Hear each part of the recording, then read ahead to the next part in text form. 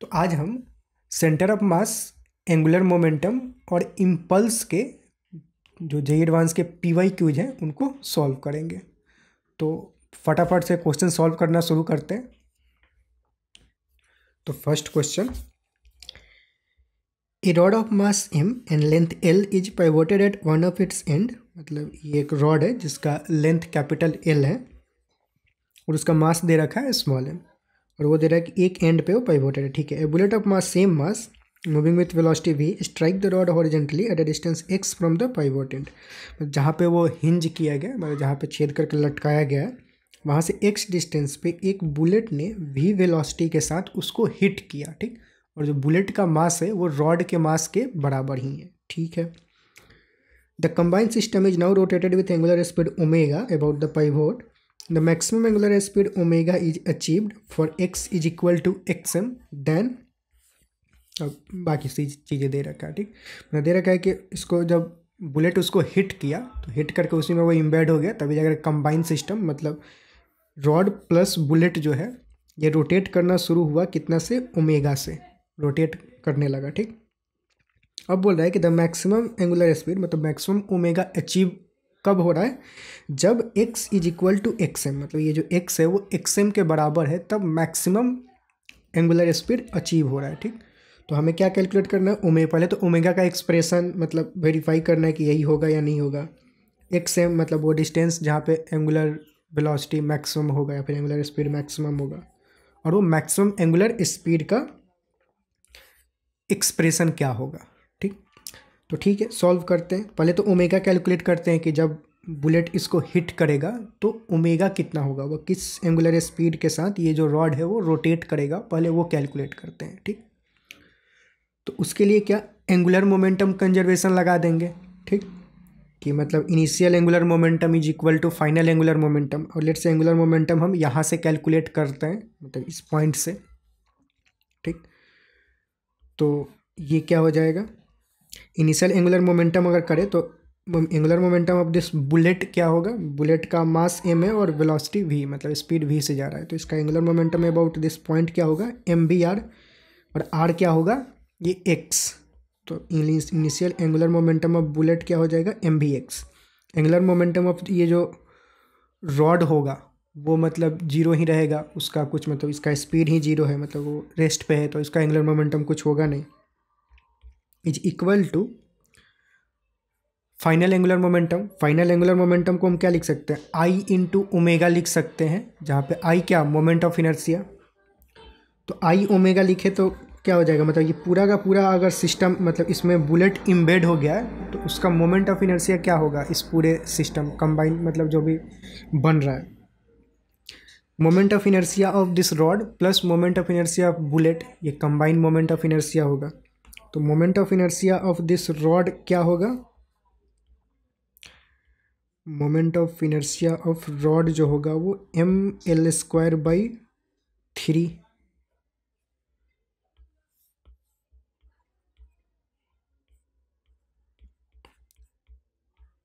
और plus moment of inertia of bullet क्या होगा, mx², x डिस्टेंस पे है तो mx²। ठीक। तो ये आई हो गया कंबाइन सिस्टम का, आई इंटू ओमेगा, ये फाइनल एंगुलर मोमेंटम हो जाएगा। ठीक। तो बस यहाँ से अपने को ओमेगा का एक्सप्रेशन मिल जाएगा, ओमेगा क्या होगा, तो इसको अगर सॉल्व करें सिंपल तो m भी x इजिकल टू m को इसमें से अगर खोपचे से बाहर निकाले तो वो क्या बनेगा, m बाहर आ जाएगा l²/3 plus x² into omega, m और m कैंसिल होगा, तो जो ओमेगा का एक्सप्रेशन होगा वो क्या हो जाएगा, vx/l²/3 प्लस x²। ठीक। तो ये अपना ओमेगा का एक्सप्रेशन हो गया। ठीक। तो यहाँ पे जो ओमेगा पूछ रहा है तो वो कौन सा हो जाएगा, ये मैच कर रहा है। अगर 3 को हम ऊपर लिख दें तो इसी चीज़ को ऐसे लिखा जा सकता है, नीचे क्या हो जाएगा l² प्लस 3x², और जो 3 है ऊपर चला जाएगा तो 3vx।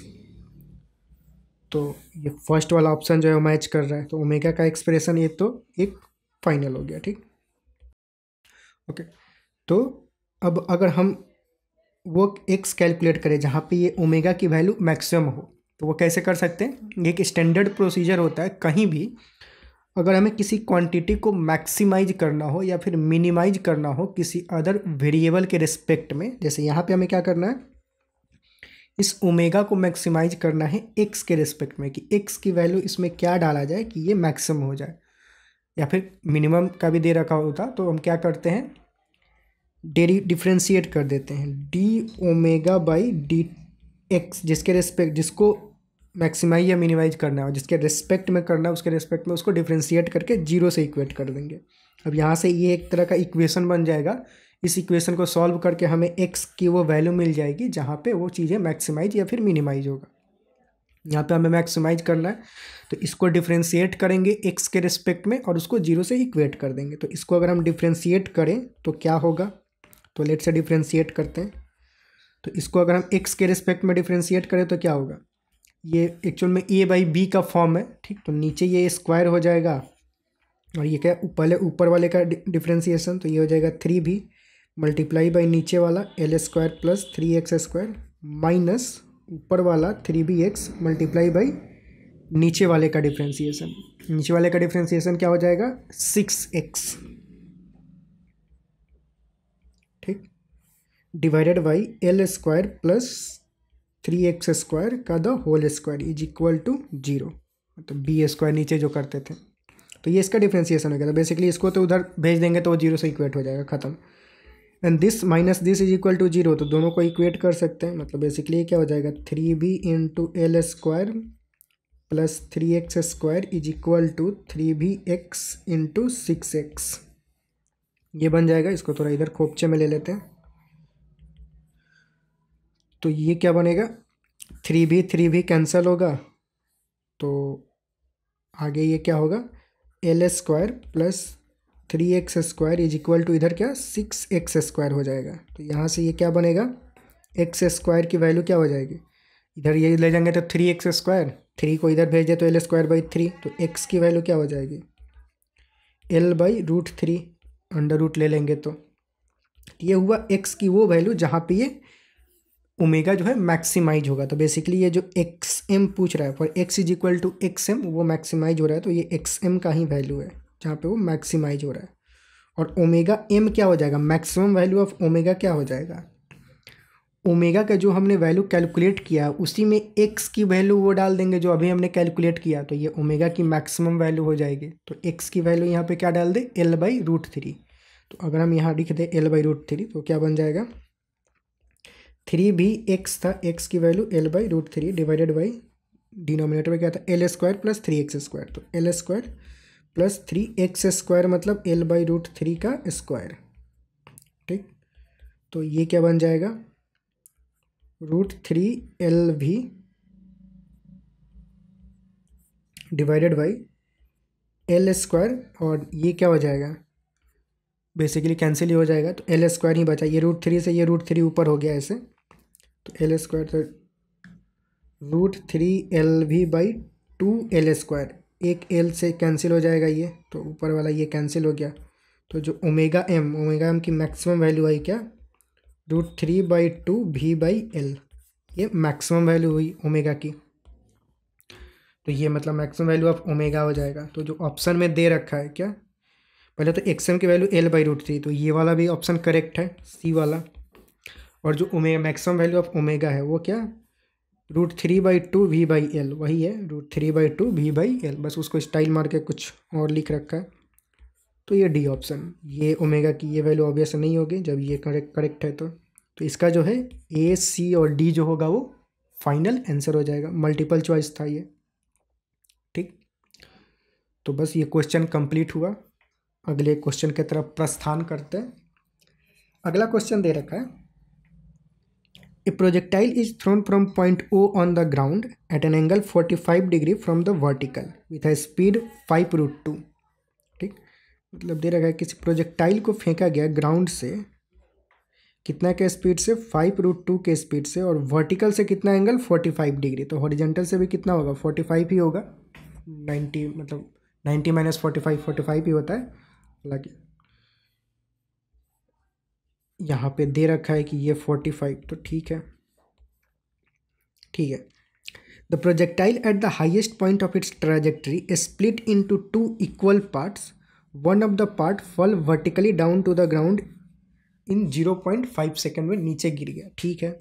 After splitting the other part t second after splitting fall on the ground at a distance x metre from point O, the acceleration due to gravity 10 metre per second square. तो t एंड x की value क्या होगी, ठीक है।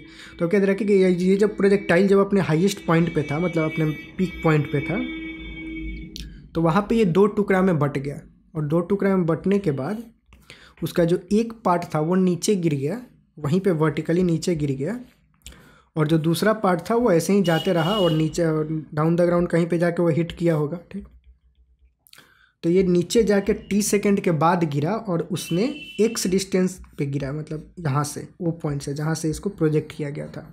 तो हमें ये कितना देर के बाद यहाँ से इसको नीचे जाने में कितना टाइम लगा वो टाइम कैलकुलेट करना है, ये t कैलकुलेट करना है, और यहाँ से वो कितना डिस्टेंस पे जाके गिरा वो x कैलकुलेट करना है, ठीक। तो ये दो चीज़ें हमें कैलकुलेट करना है, ठीक है। तो और यहाँ पे दे रखा कि ये जो यहाँ पे जब स्प्लिटिंग हुआ तो ये जो दो पार्ट में बटा, तो उसका एक पार्ट यहीं पे गिर गया, और कितना देर में गिरा, 0.5 सेकेंड, मतलब उसको गिरने में कितना टाइम लगा, 0.5 सेकेंड का। तो पहले तो ये कैलकुलेट करते हैं, पहले तो यहाँ पे जब वो होगा अपने मैक्सिमम हाइट पे, तो उसके पास जो स्प्लिट होने के पहले उसके पास कौन सा वेलोसिटी होगा, सिर्फ horizontal component of the velocity होगा। पिक पॉइंट पे सिर्फ horizontal component of the velocity होता है। ये 5√2 है, तो हॉरिजेंटल कॉम्पोनेंट कितना हो जाएगा, 5√2 cos थीटा cos 45, तो 1/√2, तो सिर्फ 5 बचेगा, तो मतलब हॉरिजेंटल कॉम्पोनेंट सिर्फ 5 रहा। तो यहाँ पे स्प्लिट होने के पहले वो 5 के स्पीड से जा रहा था, फिर यहाँ पे जाके स्प्लिट हुआ दो पार्ट में, ठीक।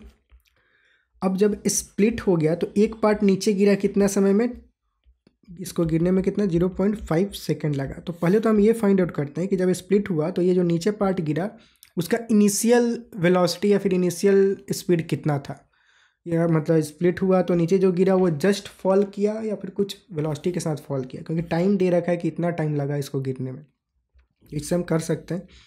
तो पहले तो इसका मैक्सिमम हाइट क्या होगा वो फाइंड आउट करते हैं कि मैक्सिमम हाइट कितना हुआ।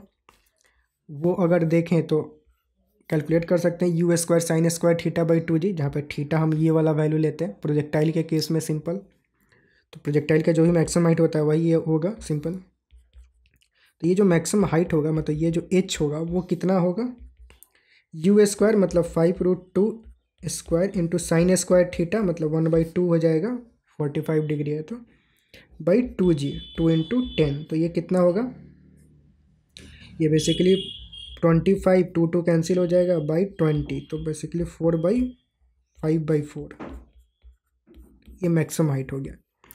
अब ये मैक्सिमम हाइट इसको गिरने में कितना लग रहा है, 0.5 सेकेंड। तो अगर हम इसका इनिशियल स्पीड कैलकुलेट करें कि इनिशियल यहाँ पे जब vertical component of the initial speed कितना था, तो लेट्स से मान लेते हैं कि uy था, uy से नीचे वो गिरा वहाँ से uy से, तो h is equal to u t plus half, मतलब s is equal to u t plus half AT² formula अगर यूज करें तो वर्टिकल डायरेक्शन में डिस्प्लेसमेंट कितना है, ये 5/4, तो 5/4 s is equal to u t, u y हमने ले रखा है, टाइम हमें पता है 1/2 सेकेंड, 0.5 का मतलब, प्लस हाफ GT², तो 10 × T², टी का मतलब 1/2 का स्क्वायर। तो यहाँ से ui की वैल्यू क्या आ रही है, ये 5/4 is equal to ui/2 plus 5/10 sorry, मतलब ये 2 से अगर इसको कर दे तो 5 ही हो जाएगा, तो 5/4, और 5/4 कैंसिल हो जाएगा, तो यहाँ से ui की वैल्यू क्या हो जाएगी, 0। यानी कि जब ये यहाँ से स्प्लिट हुआ तो उसके पास वर्टिकल डायरेक्शन में कोई भी वेलोसिटी नहीं था, वो 0 वेलोसिटी के साथ नीचे गिरा। तो ठीक है, तो 0 वेलोसिटी के साथ नीचे गिरा, तो ये जो स्प्लिट होने के बाद जो इसका दूसरा वाला पार्ट था उसके पास भी कोई भी वर्टिकल डायरेक्शन में वेलोसिटी नहीं गया होगा, क्योंकि वर्टिकल डायरेक्शन में मोमेंटम को हमें बेसिकली कंजर्व करना था। स्प्लिट होने के पहले वर्टिकल डायरेक्शन में कोई भी मोमेंटम नहीं था, क्योंकि ये हॉरिजॉन्टल मूव कर रहा था। तो स्प्लिट होने के बाद भी वर्टिकल डायरेक्शन में कोई भी मोमेंटम नहीं होना चाहिए। तो नीचे अगर मोमेंटम 0 है तो ऑब्वियस है ऊपर भी मोमेंटम 0 होगा, तभी कंजर्व रहेगा, क्योंकि पहले भी 0 था टोटल मोमेंटम वर्टिकली, अभी भी वर्टिकली टोटल मोमेंटम 0 होगा। तो ये तो पता चल गया कि स्प्लिट होने के बाद जो दूसरा वाला पार्ट था उसमें वर्टिकल में कोई भी वेलोसिटी नहीं गया, तो हॉरिजॉन्टल में अभी कितना गया वो कैसे कैलकुलेट करेंगे। तो स्प्लिट होने के बाद जो दूसरा वाला इसका टुकड़ा था उसका हॉरिजॉन्टल डायरेक्शन में स्पीड कितना हो जाएगा। लेट से उसको मैं यू क्या बोल दे, इसको यू ही बोल देते हैं, यू हमने नहीं ले रखा है, ठीक। और एक टुकड़ा नीचे गिर गया तो मोमेंटम कंजर्वेशन लगा देते हैं। तो इनिशियल मोमेंटम क्या, इनिशियली मास ले लेते हैं m, और हॉरिजॉन्टल डायरेक्शन में इनिशियल वेलोसिटी कितना था, और सिर्फ हॉरिजॉन्टल वेलोसिटी था, और वो 5 कॉस यू कॉस थीटा होता है, तो 5√2 कॉस थीटा कितना 5 हो जाएगा जस्ट, तो ये 5 था। इज इक्वल टू, बाद में स्प्लिट हुआ टू इक्वल पार्ट्स में, मतलब 2 पार्ट में स्प्लिट हुआ, इक्वल दे रखा है यहाँ पे या नहीं, trajectory split into 2 equal parts, equal दे रखा है, 2 इक्वल पार्ट में स्प्लिट हुआ, तो m/2 इंटू यू प्लस एक जो m/2 था उसका तो जीरो ही हो गया क्योंकि वो वर्टिकली गिर रहा है, और हॉरिजॉन्टल में कुछ उसका वर्टिकली नीचे गिर रहा है, इसका मतलब क्या हुआ कि हॉरिजॉन्टल में उसके पास कोई भी वेलोसिटी नहीं है, तो वो m/2 इंटू जीरो। ये ध्यान देंगे, ये हम मोमेंटम किस डायरेक्शन में कंजर्व कर रहे हैं, हॉरिजॉन्टल डायरेक्शन में, ठीक। तो ये हो गया, तो ये ख़त्म। तो यहाँ से अपने को ये क्या हो जाएगा, m और m कैंसिल कर सकते हैं यहाँ पे, तो u की वैल्यू क्या हो जाएगी 10 मीटर पर सेकेंड, मतलब कि जो दूसरा वाला पार्ट था वो कितना स्पीड से आगे बढ़ने लगा अब 10 मीटर पर सेकेंड से, ठीक। और उसको नीचे गिरने में कितना टाइम लगेगा, ऑब्वियस है इसके पास भी कोई भी वर्टिकल में, मतलब वर्टिकल इनिशियली वर्टिकल वेलोसिटी या फिर वर्टिकल स्पीड जो है जीरो ही है, तो इसको गिरने में उतना ही टाइम लगेगा जितना पहले वाले को लगा था। पहले वाले को भी मतलब वर्टिकल में जीरो था, वो गिर रहा था, ये भी देखा जाए तो सेम ही है, वर्टिकल में गिर रहा है, हालांकि इसके बाद हॉरिजॉन्टल है, इसकी वजह से वो आगे जा रहा है, सेम एज प्रोजेक्टाइल वाला केस, और वर्टिकल की वजह से गिरेगा, तो गिरने में भी ये भी कितना 0.5 सेकेंड ही लगेगा, ठीक। तो इसका जो टी होगा वो मतलब 0.5 ही आएगा, इसको कैलकुलेट भी करेंगे तो, क्योंकि कर ही लेते हैं, ठीक। इनिशियली में इसके पास वर्टिकल में वेलोसिटी कितना है 0, हाइट कितना है 5/4, टाइम कितना लगेगा, तो s equal to ut plus half a t square लगाएं तो क्या हो जाएगा 5/4 इजिकल टू ut। अब वर्टिकल डायरेक्शन में इनिशियल स्पीड कितना है 0 plus half a t square, a कितना 10 इंटू टी स्क्वायर, तो ये हो जाएगा 5, ये 5 से 5 खत्म, तो 1/4 इजकल टू टी स्क्वायर, तो टी की वैल्यू यहाँ से क्या आ जाएगी 1/2 यानी कि 0.5 सेकेंड, यानी कि इसको गिरने में कितना टाइम लगेगा 0.5 सेकेंड का। ये शायद नहीं दिख रहा होगा, अब क्लियर है, मतलब यहाँ पे 0.5 सेकेंड, और कितना, और हॉरिजॉन्टल में इसका स्पीड कितना हो गया है 10 हो गया है, और इतना देर के लिए गिरेगा, तो हॉरिजॉन्टल में वो कितना डिस्टेंस कवर करेगा, हॉरिजॉन्टल डायरेक्शन में कोई भी एक्सेलरेशन है नहीं, तो सिंपल स्पीड इंटू टाइम कर देंगे, तो 10 इंटू 0.5, तो हॉरिजॉन्टल डायरेक्शन में वो फर्दर कितना आगे जाएगा, तो यहाँ से वो फर्दर 10 इंटू 0.5 डिस्टेंस आगे जाएगा, तो ये कितना हो गया 5 मीटर का डिस्टेंस हो गया, ठीक। सॉरी मीटर पर सेकंड नहीं, 5 मीटर का डिस्टेंस हो गया, तो ये वाला डिस्टेंस 5 मीटर का। अब ये वाला डिस्टेंस कितना होगा, ये भी तो डिस्टेंस कैलकुलेट करना होगा। तो ये क्या देखा जाए तो एक्चुअल में ये इनिशियली जो प्रोजेक्टाइल हुआ था, जो भी प्रोजेक्टाइल हमने फेंका था उसका रेंज डिवाइडेड बाई 2 है, रेंज का आधा जो है वही वाला ये डिस्टेंस है। तो प्रोजेक्टाइल का रेंज क्या होता है u² साइन स्क्वायर, मतलब u² साइन 2 थीटा बाई जी, ये रेंज होता है, और वो रेंज का आधा, तो जो बाकी का डिस्टेंस है वो u² साइन 2 थीटा बाई जी, ये रेंज होता है, उसका डिवाइडेड बाई 2 होगा जो बाकी वाला डिस्टेंस है। बाकी वाला डिस्टेंस ये लेट से जो ये वाला है इसको y बोल देते हैं, तो y की वैल्यू ये होगी, u की वैल्यू कितना है 5√2, तो स्क्वायर करके 25 गुने 2, और साइन 2 थीटा, थीटा की वैल्यू 45 डिग्री है, तो साइन 90 डिग्री हो जाएगा, साइन 91 होता है, डिवाइड बाई 2 इंटू 10, साइन 90 तो 1 हो गया, 2 से 2 खत्म, और ये 25/10 मतलब 5 और 2 हो जाएगा, तो 2.5। तो जो अपना ये वाला डिस्टेंस है वो कितना हो गया 2.5, तो 2.5 प्लस 5, तो टोटल डिस्टेंस कितना हो जाएगा ये x 7.5। तो यहाँ से अपने को x की वैल्यू क्या मिली 5 प्लस 2.5 यानी कि 7.5 मीटर। तो ये डिस्टेंस हो जाएगा x का, तो x की वैल्यू क्या हो गई 7.5, और t की वैल्यू क्या 0.5 सेकेंड। हमने ये कैलकुलेट किया था कि टाइम गिरने में उसको कितना टाइम लगेगा, 0.5 सेकेंड ही। तो यही दो चीज़ें हमें कैलकुलेट करना था, ये हो गया। ठीक, क्वेश्चन ईजी ही था, थोड़ा लेंदी टाइप का था। मैं समझाने के लिए बहुत चीज़ें इसमें एक्सप्लेन किया, इसको फील है तो आप डायरेक्ट तो थोड़ा सा स्पीड में भी कर सकते हो। अभी मैं पूरा एक्सप्लेन करने के लिए थोड़ा सब कुछ एक्सप्लेन करने गया तो लेंदी हो गया थोड़ा सा। ठीक, बाकी सब ठीक है, आगे क्वेश्चन सॉल्व करते हैं, अगला सवाल देखते हैं।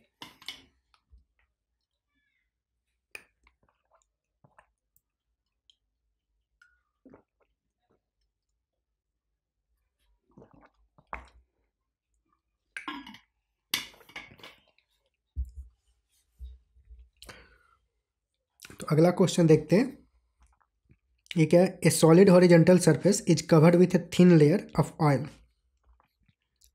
मतलब एक सरफेस है जो कि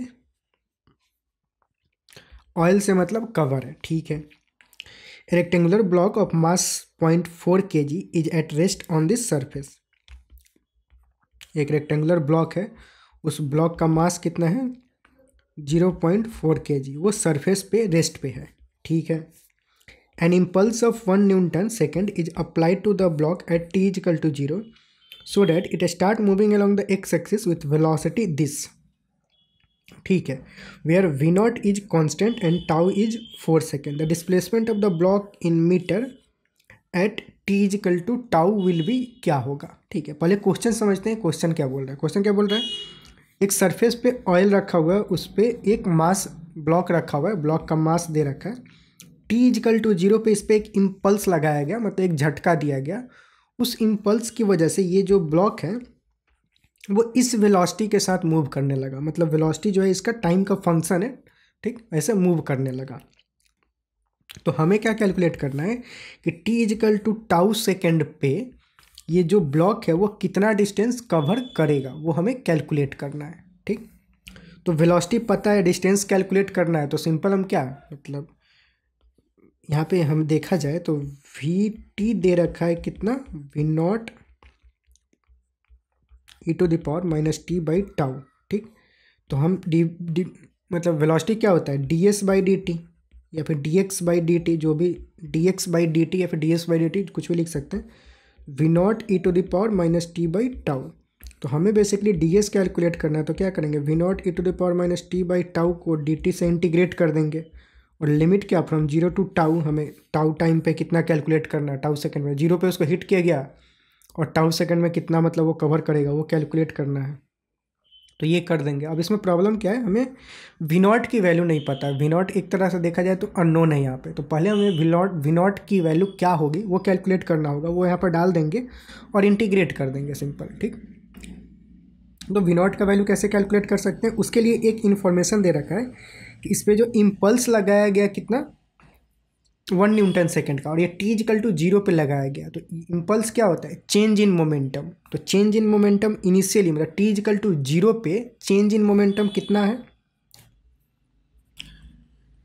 1 न्यूटन सेकेंड का। और चेंज इन मोमेंटम क्या होता है, mass into velocity, final velocity minus initial velocity.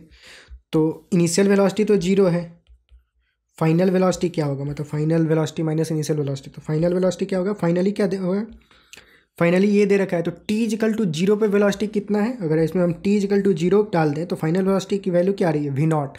t is equal to 0 करने पे ये 1 हो जाएगा, तो t इजिकल टू 0 पे फाइनल वेलोसिटी क्या है, वी नॉट। तो v nought into v nought minus 0। ठीक, ये चेंज इन मोमेंटम हुआ, ये किसके बराबर है, 1 के बराबर है। ठीक, m की वैल्यू दे रखा है 0.4, तो डाल देंगे यहाँ पे 0.4, v nought is equal to 1। तो वी नॉट क्या हो जाएगा, 10/4, यानी कि 5/2, 2.5 मीटर पर सेकेंड। ये हो गया वी नॉट की वैल्यू। ठीक, अब ये वी नॉट की वैल्यू हम यहाँ पे डाल देते हैं और इसको इंटीग्रेट कर देते हैं। तो इसको लाते हैं थोड़ा इधर खोपचे में, इधर इंटीग्रेट करते हैं, इसको नीचे ले लेते हैं। ठीक, आराम से फैल के इंटीग्रेट करते हैं पूरा। वी नॉट एक तरह का कांस्टेंट है, तो इंटीग्रेशन से बाहर ले लेते हैं, इंटीग्रेशन ऑफ जस्ट e⁻−t/टाउ dt फ्रॉम 0 टू टाउ।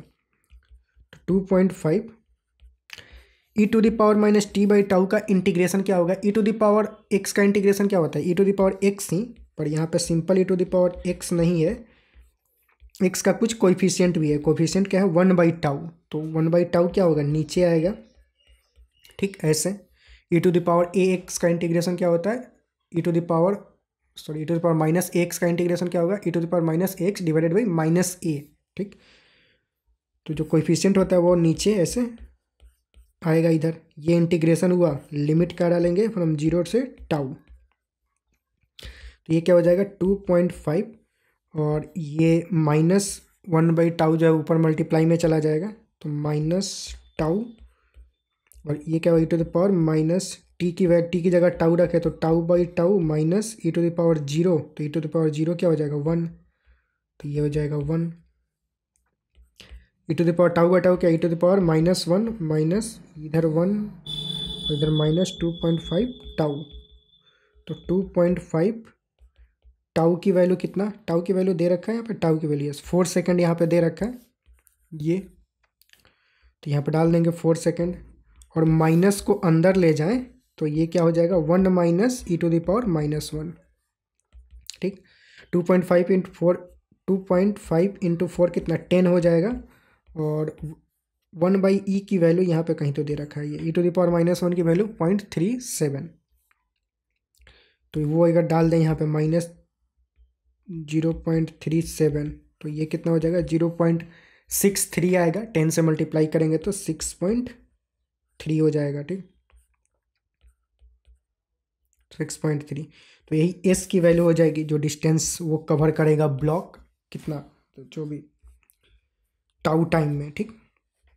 तो वो जो डिस्टेंस होगा वो कितना हो जाएगा 6.3, तो यहाँ पे जो क्या फिल करेंगे 6.3 अपना जो है वो फाइनल आंसर हो जाएगा, ठीक। तो यही मतलब क्वेश्चन था यहाँ पे, ठीक। अगला सवाल बोल रहा है कि स्टेटमेंट असर्शन रीजन का प्रॉब्लम है, ये बोल रहा है कि if there is no external torque on a body about centre of mass then the velocity of centre of mass remains constant, ठीक। दे रहा है कि अगर कोई भी एक्सटर्नल टॉर्क नहीं है अबाउट सेंटर ऑफ मास, तो सेंटर ऑफ मास का वेलोसिटी जो होगा कांस्टेंट होगा। ये गलत स्टेटमेंट है, क्यों, क्योंकि मतलब टॉर्क नहीं है पर फिर भी वो सेंटर ऑफ मास का वेलोसिटी चेंज हो सकता है, उसके लिए क्या फोर्स 0 होना चाहिए। सॉरी कैमरा ऑन करते हैं, ठीक। तो मतलब इसमें क्या जो फोर्स होना चाहिए फोर्स 0 होना चाहिए, ना कि टॉर्क 0 होना चाहिए। तो मतलब बेसिकली बात क्या जा रहा है, अगर कोई हम सेंटर ऑफ मास प्लेट से ये ब्लॉक है, सेंटर ऑफ मास पर अगर फोर्स लगाएं तो उसकी वजह से इसका वेलोसिटी चेंज होगा, तो सेंटर ऑफ मास का भी वेलोसिटी चेंज होगा, तो टॉर्क तो इस फोर्स की वजह से सेंटर ऑफ मास के अबाउट 0 ही है, लेकिन फिर भी सेंटर ऑफ मास का वेलोसिटी चेंज हो रहा है, ठीक। सेंटर ऑफ मास का वेलोसिटी कांस्टेंट होने के लिए क्या नेट एक्सटर्नल फोर्स जो होना चाहिए वो 0 होना चाहिए, टॉर्क 0 होने से कुछ नहीं होगा। तो स्टेटमेंट 1 ही गलत हो गया, तो ये फॉल्स। स्टेटमेंट 2 पढ़ते हैं, the linear momentum of isolated system is constant, yes true. हालांकि 1 गलत होगा तो दूसरे को सही होना जरूरी है, क्योंकि असर्शन रीजन का यही नियम होता है, इसमें जो ऑप्शन होता है अगर एक फॉल्स हो गया तो दूसरा स्टेटमेंट ट्रू होगा, बाकी इसमें तो मतलब है ही कि सब सही है, 1 ट्रू ही है, तो 1 अगर ट्रू हो गया तो सेकंड 1 फॉल्स हो गया तो सेकंड ट्रू होना पड़ेगा। असर्शन रीजन में ऐसा होता है, पर बाई ब्लाइंड नहीं जाएंगे, कोई भी नया क्वेश्चन बन के आ सकता है, तो हम चेक करेंगे पूरा। तो इसका जो होगा डी ऑप्शन जो है वो करेक्ट हो जाएगा, मतलब, ठीक। अगला सवाल की तरफ प्रस्थान करते हैं। अगला सवाल दे रहा है कि look at the drawing given in the figure which has been drawn with ink of uniform line thickness. The mass of ink used to draw each of the two inner circle and each of the two line segment is m. मतलब क्या बोल रहा है कि photo को देखिए, ठीक। Photo में जो ये जो सब चीज़ें बनाया गया है वो इंक से बनाया गया है, ठीक। और इसमें जो छोटा वाला 2 सर्कल है और 2 लाइन है, उसमें उसको बनाने में जो इंक लगा हुआ है उस इंक का जो मास है वो m है, ठीक है। And the mass of the ink use to draw bigger circle is 6m, और बड़ा वाला सर्कल का जो बनाने में जो मास लगा हुआ है वो क्या है 6m है। और the coordinate of the centre of mass of different outer circle का, अब सबका कोऑर्डिनेट दे रखा है, आउटर सर्कल का कोऑर्डिनेट दे रखा है, लेफ्ट इन सर्कल, राइट का वर्टिकल हॉरिजॉन्टल, ठीक है। The Y coordinate of the centre of mass क्या होगा, ठीक। तो मतलब बेसिकली ये जितने भी लाइन है इन सबका जो कोऑर्डिनेट है, coordinate of the centre of mass basically जो है वो दे रखा है। तो ये कोऑर्डिनेट किसका, आउटर सर्कल का 0 0। तो लेट्स से कोऑर्डिनेट जरा लिखते हैं। तो आउटर सर्कल का कोऑर्डिनेट कितना है 0 0। इसका मास कितना है 6m। ये डिवाइड नहीं है, जस्ट मैं लिख रहा हूँ कि मतलब ये सेंटर ऑफ मास, ये मतलब से कोऑर्डिनेट ऑफ सेंटर ऑफ मास और ये उसका मास, ठीक। दूसरा क्या देगा, लेफ्ट इनर सर्कल, लेफ्ट वाला जो इनर सर्कल है उसका कोऑर्डिनेट क्या है -a, a, और उसका मास कितना है m, ठीक। राइट इनर सर्कल का कोऑर्डिनेट सेंटर को क्या है a, a, और उसका मास क्या है m। उसके बाद देखें तो वर्टिकल लाइन का कोऑर्डिनेट क्या है 0, 0, और उसका मास क्या है m। हॉरिजॉन्टल लाइन का देखा जाए तो उसका क्या है 0, -a, और उसका क्या है m मास। तो हमें क्या y coordinate of the centre of mass calculate करना है, ठीक। तो हम क्या करेंगे, m1 y1 plus m2 y2 plus m3 y3 plus m4 y4 plus m5 y5 divided by total mass कर देंगे, सिंपल। तो y coordinate of centre of mass क्या हो जाएगा, m1 y1 करे तो क्या 6m इंटू 0 बन जाएगा, plus m into a plus m into a plus 0 plus m into -a divided by total mass. तो टोटल मास क्या है 6m 7 8 9 10m। तो टोटल मास कितना हो जाएगा 10m। इसको करें तो टोटल कितना हो जाएगा, ये 2m में और ये -m में, तो सिर्फ m में बचेगा ऊपर और नीचे क्या 10m। तो कोऑर्डिनेट क्या हो जाएगा mm कैंसिल a/10। तो y coordinate of centre of mass a/10, ये ऑप्शन जो है वो करेक्ट हो जाएगा। ये फोकट का मार्क्स के लिए दे रखा है, डायरेक्ट क्वेश्चन है, सिर्फ दिखने में डरावना टाइप का लग रहा है, क्या कुछ तो बना रखा है, ठीक। अगला सवाल देखते हैं। तो अगला सवाल क्या है, a ball of mass 0.2 kg is at rest on the vertical post of height 5 metre. देखिए एक बॉल है जो कि रेस्ट में है किसी पोस्ट पे, मतलब किसी पोल पे मान लेते हैं, ठीक। जो हाइट ऑफ पोल कितना है, फिर पोस्ट जो यहाँ पे दे रखा है कितना 5 मीटर है, ठीक है। A bullet of mass 0.1 kg travelling with velocity v in the horizontal direction hit the centre of mass of the ball, ठीक है। मतलब बुलेट इसको हिट किया। After collision the ball and the bullet travel independently. The ball hit the ground at a distance, मतलब जो ball था वो कितना, ball hit the ground at a distance of 12 metre and the bullet hit eight a distance 100 metre from the foot of the post. The initial velocity of the bullet क्या होगा, मतलब hit करने के बाद क्या हुआ कि जो बॉल था वो 20 मीटर के डिस्टेंस पे हिट किया और जो बुलेट था वो कितना 100 मीटर के डिस्टेंस पे हिट किया। तो ये जो बुलेट ने हिट किया था जिस v वेलोसिटी से या फिर v स्पीड से, v वेलोसिटी दे रखा है, उस वेलोसिटी का मैग्नीट्यूड क्या होगा वो हमें कैलकुलेट करना है, ठीक है। तो ये 5 मीटर के डिस्टेंस पे है। अच्छा, हिट करने के बाद दोनों में क्या हो गया, कुछ तो बाद में बॉल का भी हॉरिजॉन्टल में कुछ वेलोसिटी हो गया होगा और बुलेट का भी हॉरिजॉन्टल में कुछ वेलोसिटी होगा। लेट से बॉल का हिट करने के बाद जो वेलोसिटी था वो v1 था और जो बुलेट है उसको हिट करने के बाद जो बुलेट का मतलब फाइनल वेलोसिटी v2 था। इनिशियली क्या था, बुलेट जो था वो v से जा रहा था और ये 0, मतलब इसका जो स्पीड था वो 0 था। हमें ये v की वैल्यू कैलकुलेट करनी है, ठीक। तो v1 v2 पहले तो कैलकुलेट करते हैं कि v1 कितना होगा और v2 क्या होगा, मतलब बॉल का वेलोसिटी आफ्टर हिटिंग और बॉल का बुलेट का वेलोसिटी आफ्टर हिटिंग क्या होगा वो हम कैलकुलेट कर सकते हैं इस रेंज से। रेंज के बारे में इंफॉर्मेशन दे रखा है कि दोनों का रेंज क्या है। रेंज क्या होता है, रेंज क्या, हॉरिजॉन्टल वेलोसिटी इनटू टाइम, जो भी गिरने में टाइम लगेगा। तो गिरने में टाइम कितना लगेगा, लेट से पहले वो कैलकुलेट कर लेते हैं। ये हाइट कितना है 5 मीटर, दोनों के पास इनिशियली वर्टिकल डायरेक्शन में कोई भी वेलोसिटी नहीं है, यानी कि वर्टिकल डायरेक्शन में इनिशियल वेलोसिटी 0 है।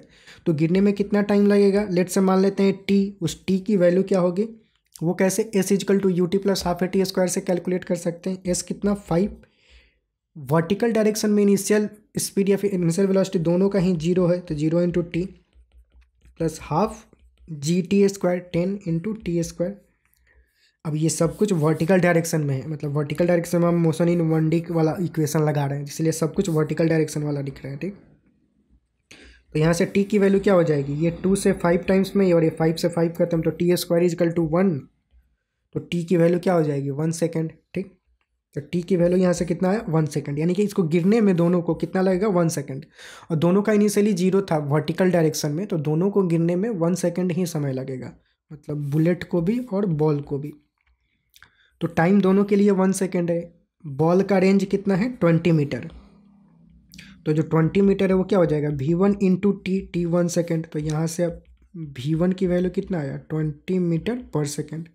बुलेट का रेंज कितना है 100 मीटर, मैं इसको ऊपर लिख रहा हूँ, और वो क्या हो जाएगा v2, मतलब बुलेट का velocity after hitting into T, T कितना 1 सेकेंड है, तो इसमें क्या v2 100 मीटर पर सेकेंड, यानी कि हिट करने के बाद बुलेट का ये हो गया और बॉल का ये हो गया। ठीक, हॉरिजॉन्टल डायरेक्शन में हम रेंज ऐसा ही कैलकुलेट करते हैं, क्योंकि कुछ भी हॉरिजॉन्टल डायरेक्शन में कोई भी एक्सेलरेशन नहीं होता है, तो डिस्टेंस कैलकुलेट करने के लिए हॉरिजॉन्टल में क्या सिर्फ स्पीड इंटू टाइम कर देंगे।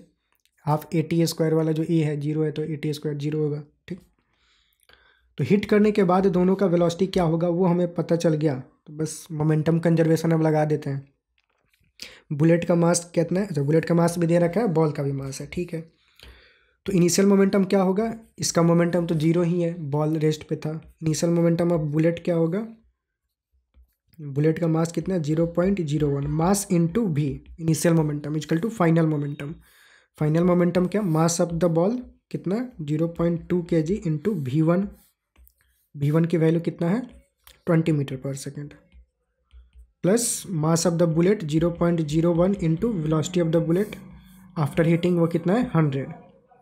इसको सॉल्व करें तो क्या, ये 1/100 इंटू भी हो जाएगा, ये करें तो कितना 2 2 जब 4 हो जाएगा, मतलब और जीरो ख़त्म। ठीक, 4 प्लस और ये 1, तो 4 + 1 5, तो भी की वैल्यू क्या हो जाएगी 100 इंटू 5, ये ऊपर ले लेते हैं 500 मीटर पर सेकेंड। तो जो बुलेट का वेलोसिटी है, ये भी ही क्या है बुलेट की इनिशियल वेलोसिटी है, तो initial velocity of the bullet कितना हो जाएगा 500, डी ऑप्शन जो है वो करेक्ट हो जाएगा। ठीक, तो ये क्वेश्चन अपना सत्य हुआ, मतलब डी ऑप्शन सत्य है। अगला सवाल की तरफ प्रस्थान करते हैं। अगला क्या बोल रहा है कि इफ़ द रिजल्टेंट फोर्स, कुछ तो ऑप्शन थियरी टाइप का है, if the resultant of all external force acting on a system of particle is zero, then from inertial frame one can surely say that. अच्छा ठीक है, मतलब एक particle है, यहाँ पे सिस्टम ऑफ पार्टिकल्स है बहुत सारे,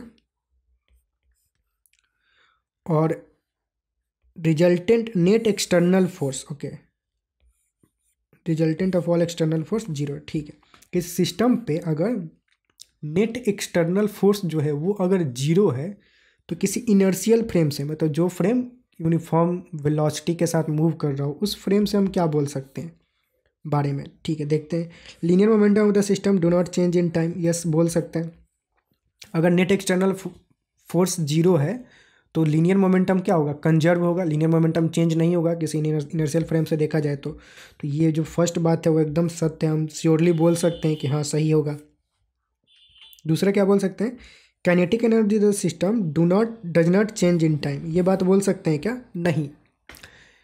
मतलब नेट एक्सटर्नल फोर्स जीरो है तब भी हम ये नहीं बोल सकते कि काइनेटिक एनर्जी जो होगा उस सिस्टम का कंजर्व हो गया फिर सेम रहेगा। ये क्यों, जैसे कि जो इसका एग्जांपल के लिए आप देख सकते हो, जैसे कोई अगर बम ब्लास्ट होता है, बम हमने रखा है तो उसमें नेट एक्सटर्नल फोर्स जीरो है, कोई भी बाहर से कुछ फोर्स नहीं लग रहा है।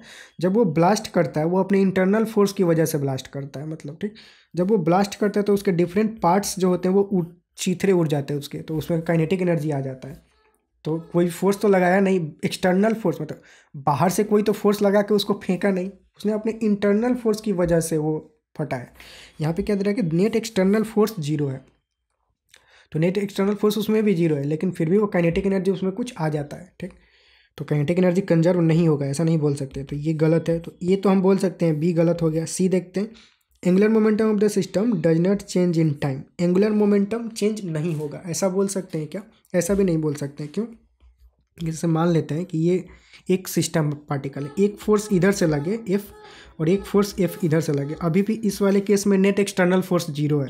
समेशन ऑफ फोर्स करोगे तो जीरो आएगा, नेट एक्सटर्नल फोर्स जीरो हो गया, लेकिन इस फोर्स की वजह से ये चीज़ें रोटेट होगा, तो एंगुलर मोमेंटम इसमें आ जाएगा। एंगुलर मोमेंटम जीरो नहीं होगा, ये बॉडी रोटेट करने लगेगा तो उसमें कुछ एंगुलर मोमेंटम आ जाएगा, तो ये भी नहीं बोल सकते हैं। ठीक। तीसरा क्या, potential energy of the system does not change in time. Potential energy change नहीं होगा, मतलब काइनेटिक एनर्जी चेंज हो रहा है तो पोटेंशियल एनर्जी भी चेंज हो सकता है। ठीक, मतलब टोटल मैकेनिकल, अगर हम टोटल मैकेनिकल एनर्जी कंजर्वेशन क्या होता है कि अगर नेट एक्सटर्नल फोर्स जीरो है और कोई भी जो नॉन कंजर्वेटिव फोर्स है वो काम अगर नहीं कर रहा है, जैसे फ्रिक्शनल फोर्स अगर काम नहीं कर रहा है, तो मैकेनिकल एनर्जी जो होता है वो कंजर्व होता है। तो mechanical energy, net external force zero है तो मैकेनिकल एनर्जी अगर कंजर्व होगा और काइनेटिक एनर्जी चेंज हो रहा है, तो काइनेटिक एनर्जी चेंज हो रहा है तो पोटेंशियल भी चेंज होगा। मैकेनिकल एनर्जी क्या होता है, kinetic energy plus potential energy, ये कंजर्व है, ये चेंज हो रहा है तो ऑब्वियस ये भी चेंज होगा। ये जितना इंक्रीज करेगा ये डिक्रीज करेगा। बॉम्ब जब ब्लास्ट होता है तो उसका एक्चुअल में जो पोटेंशियल एनर्जी जी ही होता है जो काइनेटिक एनर्जी में कन्वर्ट हो जाता है। ठीक, मतलब उसमें जो स्टोर्ड केमिकल पोटेंशियल एनर्जी जो होता है वो काइनेटिक एनर्जी में कन्वर्ट हो जाता है, तो पोटेंशियल एनर्जी चेंज हो सकता है, तो ये भी गलत है। तो जो ए ऑप्शन है वो हम श्योरिटी के साथ सत्य होगा बोल सकते हैं। ठीक, बाकी गलत, तो ये ऑप्शन उसमें मतलब करेक्ट हो जाएगा। अगले सवाल के तरफ प्रस्थान करते हैं। अगला सवाल क्या बोल रहा है, ये consider a regular polygon with number of side n is equal to 3, 4, 5, मतलब 3 से ज़्यादा किसी पॉलीगन में साइड है, वैसे पॉलीगन कंसिडर करें। The centre of mass of the polygon is at height h from the ground, जो उसका सेंटर ऑफ मास है वो ग्राउंड से h हाइट पे है। ठीक है। They roll in a horizontal surface about the leading vertex without slipping and sliding as depicted, मतलब वो हॉरिजॉन्टल डायरेक्शन में रोल कर रहे हैं बिना स्लिपिंग या स्लाइड होते हुए, तो स्लिप भी नहीं कर रहे हैं और स्लाइड भी नहीं कर रहे हैं, एकदम टप्पा खा रहे हैं, मतलब इधर से ऐसे पलटे फिर टप्पा खा खा के ऐसे ऐसे ऐसे ऐसे जा रहे हैं। ठीक है। The maximum increase in the height of the locus of centre of mass of each polygon is delta, then the delta depends on n and h as what. ठीक है, मतलब maximum increase in the centre of mass. ठीक है, तो let's say मान लेते हैं, let's say ये कोई n पॉलीगन का, मतलब हमने छोटा सा पार्ट ले लिया, ये n नंबर ऑफ इसके साइड होंगे। ठीक, तो n नंबर, और इसका सेंटर ऑफ मास हम लेट्स से मान लेते हैं कि यहाँ पे इसका सेंटर ऑफ मास लाई कर रहा है। ठीक, तो जब ऐसे सिचुएशन में वो होगा तो उसका सेंटर ऑफ मास कितना हाइट पे होगा, h हाइट पे होगा। मैक्सिमम ये सेंटर ऑफ मास और कितना ऊपर उठेगा, जब ये इस कोने के ऊपर, मतलब ऐसा थोड़ा सा हल्का सा टप्पा खा के, मतलब जब वो ऐसे हो जाएगा, मतलब जब ये कोन नीचे जाएगा ये वाला, तब उसका जो सेंटर ऑफ मास होगा वो इस हाइट पे ऊपर उठ जाएगा। तो जो नया वाला हाइट होगा वो लेट से ये वाला हाइट जो है h डैश बोल दे रहे हैं, तो जो चेंज इन पोटेंस, मतलब चेंज इन सेंटर ऑफ मास कितना होगा, h डैश माइनस h, वही ये डेल्टा दे रहा है कि the maximum increase in the height of locus of centre of मास, मतलब इंक्रीज जो हो रहा है, मैक्सिमम इंक्रीज जो हो रहा है यहाँ पे मिनिमम है, और जब धीरे धीरे जब ये टप्पा और खाएगा तो इंक्रीज होते होते होते होते h डैश मैक्सिमम हो जाएगा, जब वो इस कोन के बले एकदम खड़ा होगा और फिर घटने लगेगा। तो जो मैक्सिमम इंक्रीज होगा डेल्टा, वो किसके बराबर होगा, h डैश माइनस h के बराबर होगा। अब ये h डैश माइनस h का एक्सप्रेशन क्या होगा वही हमें कैलकुलेट करना है यहाँ पे। ठीक, तो बेसिकली ट्रिग्नोमेट्री का खेल है ये, फिजिक्स इतना ही तक था, फिजिक्स अभी तक जो हमने समझा। तो अभी h डैश माइनस h का एक्सप्रेशन कैसे कैलकुलेट करें, ये पूरा का पूरा एंगल जो होगा वो कितने का होगा, ये अगर इसमें n साइड है तो ये पूरा का पूरा एंगल कितना होगा, 2π/n के बराबर होगा। ठीक, और 2π/n, तो ये आधा एंगल कितना होगा, ये आधा एंगल अगर हम थीटा मान लें तो ये थीटा कितना होगा, पूरा था 2π/n, तो उसका भी आधा हो जाएगा, उसका भी आधा ये हो जाएगा। ठीक, तो जो थीटा होगा वो कितना π/n के बराबर हो जाएगा। तो ये जो थीटा हुआ यहाँ पे जो एंगल वो कितना रहा, π/n।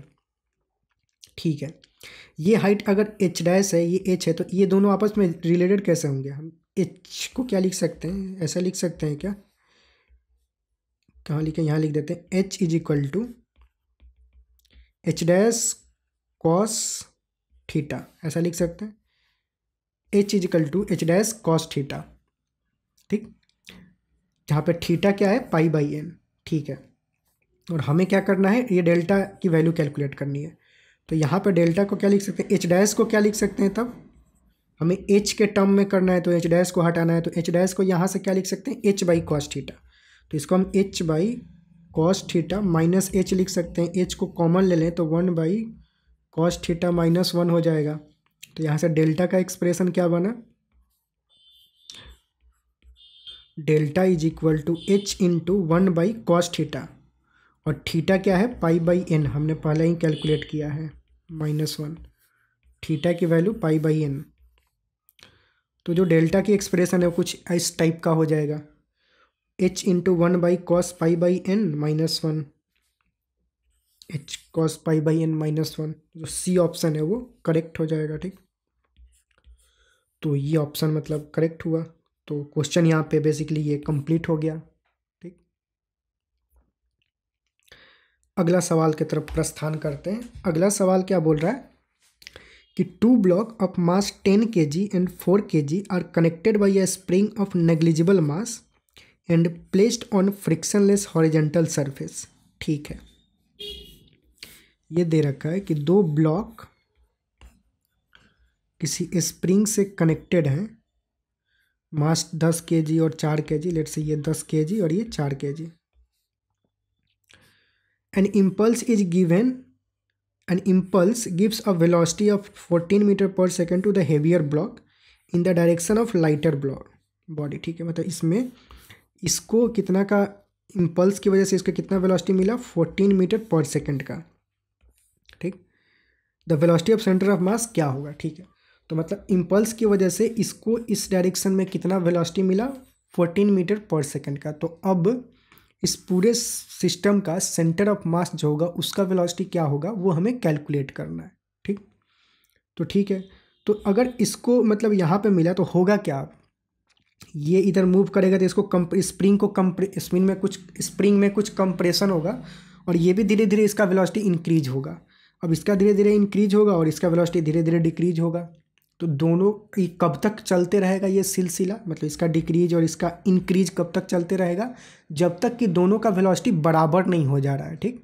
जिस पॉइंट पे दोनों का वेलोसिटी बराबर हो जाएगा, मतलब मैग्नीट्यूड और डायरेक्शन दोनों सेम, तो डायरेक्शन तो दिख ही रहा है कि दोनों इसी डायरेक्शन में है, मैग्नीट्यूड भी जब दोनों का सेम हो जाएगा तब वो सिलसिला बंद हो जाएगा इंक्रीज डिक्रीज होने का, और तब उसी वेलोसिटी के साथ साथ वो आगे हमेशा मूव करेंगे। कोई भी किसी को पुश या पुल करेगा नहीं, क्योंकि दोनों का वेलोसिटी बराबर हो चुका है और फ्रिक्शन है नहीं नीचे कुछ अपोज करने के लिए, तो उसी के साथ वो आगे मूव करेंगे, मतलब वहाँ तक वो चलते रहेगा। तो होगा क्या, m1, अब इसमें क्या करेंगे, तो फाइनली मान लेते हैं कि कुछ समय के बाद इसका भी 10 kg, इसका भी वेलोसिटी जो है वो v हो गया, और इसका भी जो 4 है इसका भी वेलोसिटी v हो गया फाइनली, ठीक। अब यहाँ पे मोमेंटम कंजर्व होगा, क्योंकि कोई भी एक्सटर्नल फोर्स तो काम कर नहीं रहेगा। अगर हम पूरा का पूरा इसको सिस्टम मान लें तो कोई भी एक्सटर्नल फोर्स इस पर काम कर नहीं रहा है, फ्रिक्शन है नहीं, तो एक्सटर्नल फोर्स नहीं लग रहा है, तो मोमेंटम कंजर्व होगा, यानी कि initial momentum is equal to final momentum. Initial momentum कितना, 10 × 14, तो फाइनल मोमेंट और is equal to final momentum क्या, m × v, तो 4v + 10v कितना हो जाएगा, 14v। तो यहाँ से v की वैल्यू क्या हो जाएगी, 10 मीटर पर सेकेंड, यानी कि दोनों के दोनों ब्लॉक जो हैं ये कितना, 10 मीटर पर सेकेंड से आगे बढ़ रहे हैं, ये भी 10 से, ये भी 10 से। अब velocity of centre of mass क्या हो जाएगा, m1 v1 + m2 v2 / m1 + m2, यही होता है standard formula centre of mass calculate करने का। तो m1 v1 मतलब 10 इंटू इसके ब्लॉक का 10 इंटू v कितना 10, तो 10 × 10 + m2 v2, तो 4 × 10 / m1 + m2, तो 10 × 4, तो ये कितना हो जाएगा, 100 + 40 140 डिवाइडेड बाई 14, तो 10 ही हो जाएगा बेसिकली, 10 मीटर पर सेकेंड। और एक्चुअल में दोनों का जब वेलोसिटी सेम है 10 10, तो वेलोसिटी ऑफ सेंटर ऑफ मास में 10 ही होगा, ठीक। ये डायरेक्ट भी बोल सकते थे। एनीवे प्रूफ भी करके मतलब देख भी लिए, तो जो ऑप्शन करेक्ट होगा वो सी ऑप्शन जो है वो करेक्ट हो जाएगा, ठीक। तो ये मतलब फाइनल आंसर हो गया इसका, क्वेश्चन सारे कंप्लीट हुए, ठीक। तो बस इस चैप्टर में इतना ही। आई होप की चीज़ें समझ में आई होंगी। एज यूजल पढ़ाई करते रहें, स्वास्थ्य पर ध्यान दें, बाकी के फालतू की चीज़ें बिल्कुल अभी ना सोचें, कंटिन्यूअस वर्क करते रहें, ठीक। मिलते हैं अगले चैप्टर में।